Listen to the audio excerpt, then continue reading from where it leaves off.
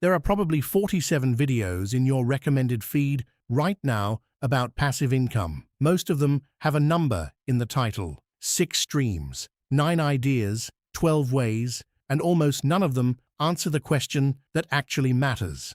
Accessible to whom? Because passive income isn't a single category, it's a spectrum. And where you can realistically enter that spectrum depends entirely on where you're starting from: your savings, your monthly surplus, your time, your existing skills, and your risk tolerance. So today, we're going to do something more specific. We're going to take 6 of the most commonly discussed passive income streams, the ones you've definitely already heard of, and rank them honestly by how accessible they are to someone earning between $40,000 and $80,000 a year, not by potential upside, not by ceiling, by entry point. Because a strategy with a $400,000 barrier isn't a passive income idea for you right now. It's a retirement goal, and conflating the two is one of the most quietly discouraging things the financial content industry does to ordinary earners. Let's fix that. Before we rank anything,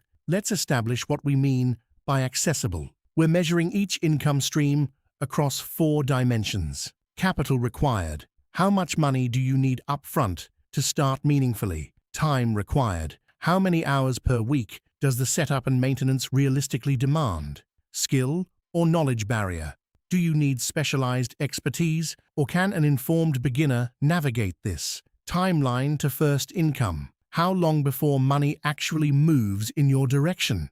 These 4 factors, taken together, give a much more honest picture than just quoting someone's monthly income from a strategy they've been building for 11 years. Our earner today has between $500 and $1,200 in monthly surplus after taxes and living expenses. They have modest existing savings, somewhere between $5,000 and $25,000. They work full-time, and they are financially aware but not financially expert. With that picture in mind, let's go through all 6, starting from least accessible, working toward most accessible. Number 6. Rental property. Let's be honest about why this is at the bottom of the accessibility ranking before anyone feels attacked by that placement. Rental property is, over long time frames, one of the most historically reliable wealth-building tools available to ordinary people. Home ownership combined with rental income has genuinely changed the financial trajectory of millions of families across the US and Europe. But accessible at a $40,000 to $80,000 salary in 2026? In most markets, not really. And here's the math that explains why. A modest rental property in a mid-tier American or European city, somewhere with stable rental demand, is likely priced between $180,000 and $320,000. A conventional mortgage requires a 20 to 25% down payment for an investment property. That's $36,000 to $80,000 upfront, before closing costs, before an inspection, before you've replaced a single appliance or repainted a single wall. For someone with $12,000 in savings and $700 a month in surplus, that down payment represents 3 to 7 years of aggressive saving, assuming nothing else goes wrong financially in the meantime. And once you own the property, the passive income number you hear quoted, say $700 to $900 a month, rarely accounts for vacancy periods, maintenance reserves, property management fees if you're not self-managing, and the occasional large repair that resets your annual profit to near zero. Rental property rewards patience, capital, and local market knowledge. For the right person, at the right financial stage, it belongs in a serious wealth-building conversation. But as a starting point for a middle-income earner, the capital barrier alone makes it the least accessible option on this list. Capital required, very high. Time required, moderate to high. Skill barrier, moderate. Timeline to first income, 2 to 7 years realistically. Number 5. Digital products. Ebooks, online courses, templates, Notion dashboards, design assets. The category is broad, and the appeal is obvious. You create something once, and theoretically, it sells indefinitely without further effort. The capital barrier here is genuinely low. You can build and host a digital product for under $200 in most cases, and that's a real advantage over rental property. But the accessibility problem with digital products isn't money, it's the two other dimensions: skill and time to income. Creating a digital product that people actually pay for requires either genuine expertise in a specific subject or a design and communication skill set that allows you to package someone else's knowledge compellingly. Most successful digital product creators spent 6 to 18 months building an audience before the product had anywhere meaningful to land. Without an existing audience, a newsletter, a social following, a community, some form of distribution, a digital product is essentially a file sitting on the internet that nobody knows exists. This isn't insurmountable. People build audiences from scratch every year, but it requires a level of consistent content creation and public-facing effort that is far from passive, particularly in the early stages. For someone working full-time with limited hours, the realistic path to meaningful digital product income is 12 to 24 months of active, consistent effort before the passive element genuinely kicks in. It's a viable path. It's just slower and more skill-dependent than it's typically presented. Capital required, low.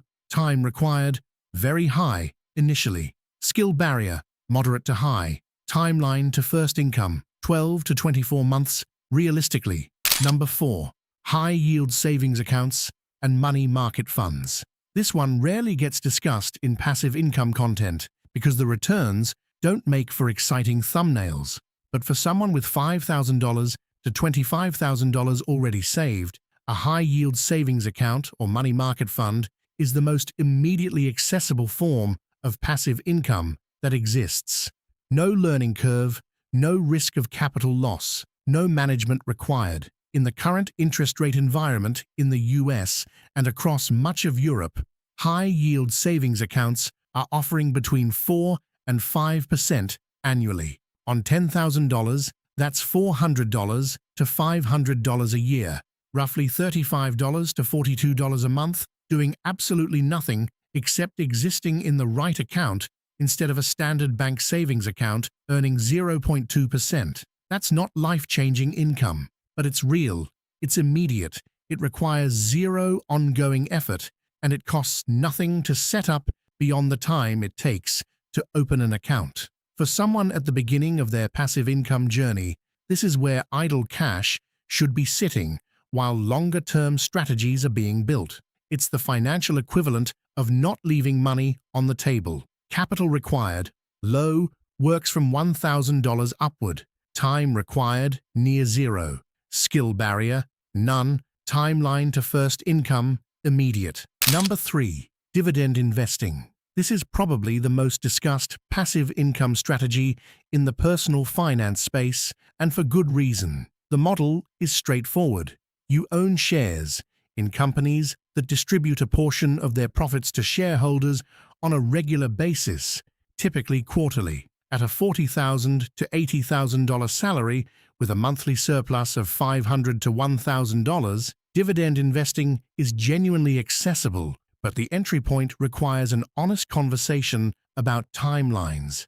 A well-constructed dividend portfolio spread across established companies or low-cost ETFs with a dividend focus might yield between 3 and 5% annually. On $5,000 invested, that's $150 to $250 a year. On $20,000, it's $600 to $1,000 a year. On $50,000, it becomes $1,500 to $2,500 a year, which starts to feel meaningful. The accessibility advantage here is that you don't need to invest a large lump sum. You can invest $200 a month every month and accumulate ownership incrementally. Fractional shares through modern investment platforms mean you can own a piece of dividend-paying companies without needing thousands upfront. The honest limitation is time. Dividend income at a life-changing scale, somewhere north of $1,000 a month, requires a portfolio that most people in this salary range will need 15 to 20 years to build through consistent monthly contributions. That's not a reason to avoid it. It's a reason to start earlier rather than later, and to hold accurate expectations about what the first 5 years will look like. Capital required, low to moderate, accessible from $100 per month. Time required, low after setup. Skill barrier, low to moderate. Timeline to meaningful income, 10 to 20 years. Number 2. Index fund investing. Technically, index funds don't always generate income in the traditional passive income sense. Many accumulation funds reinvest dividends rather than paying them out. But the wealth-building mechanism is so relevant to this conversation that excluding them would be misleading. Index funds, funds that track a broad market index like the S&P 500, the FTSE 100, or the MSCI World, are the most accessible, lowest barrier, lowest maintenance investment vehicle available to ordinary earners, period. The fees are low, often below 0.2% annually. The diversification is built in. You're not picking individual stocks. The historical long-term return, averaged across decades, sits somewhere between 7 and 10% annually, depending on the index. For someone earning $50,000 a year who can consistently invest $300 to $500 a month, an index fund is the most mathematically reliable path to building the capital base that eventually generates meaningful passive income through other vehicles. Think of it this way: index fund investing isn't the passive income destination. It's how you build the vehicle that gets you there. A $150,000 portfolio built through consistent index fund contributions over 15 to 18 years can then be partially transitioned into dividend-paying ETFs, generating $500 to $700 a month in passive income. The index fund was the construction phase. The dividends are the payoff. The accessibility is near perfect. You can start with $50. You need no expertise beyond understanding what you're buying, and the management requirement after setup is genuinely close to zero. Capital required, minimal, starts from $50. Time required, near zero after setup. Skill barrier, low. Timeline to income, long, but wealth builds from month 1. Number 1.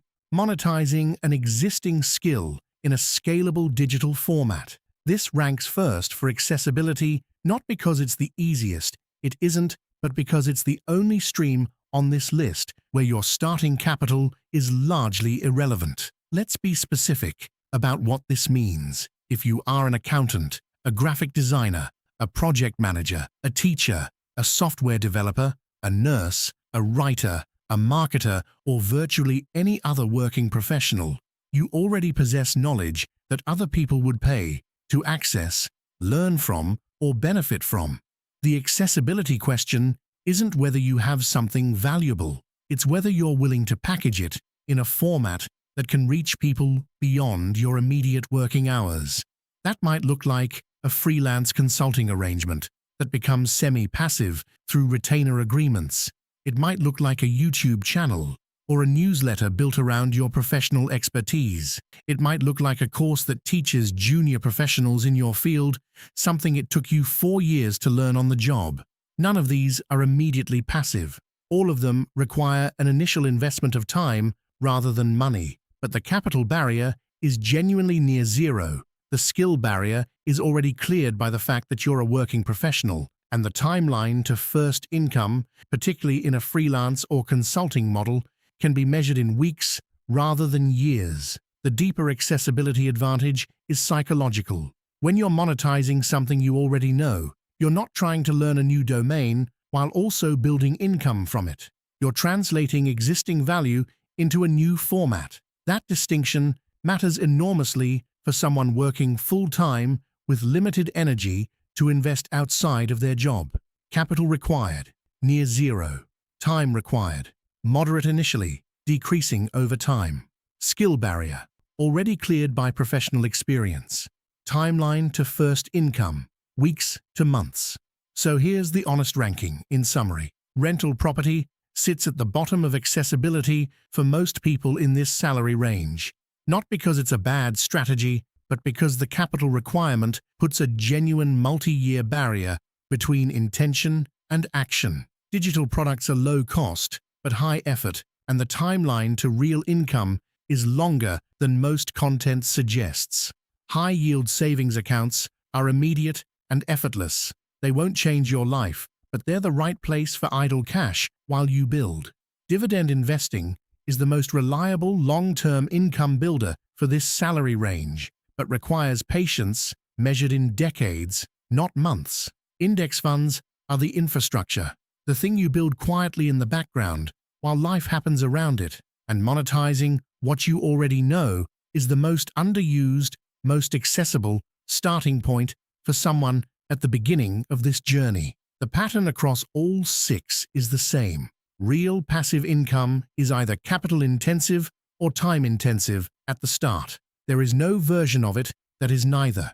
And the sooner that reality is accepted, clearly and without disappointment, the sooner the actual work of building it can begin. If this kind of structured, realistic breakdown is the type of content you want more of, subscribing means you won't miss the next one.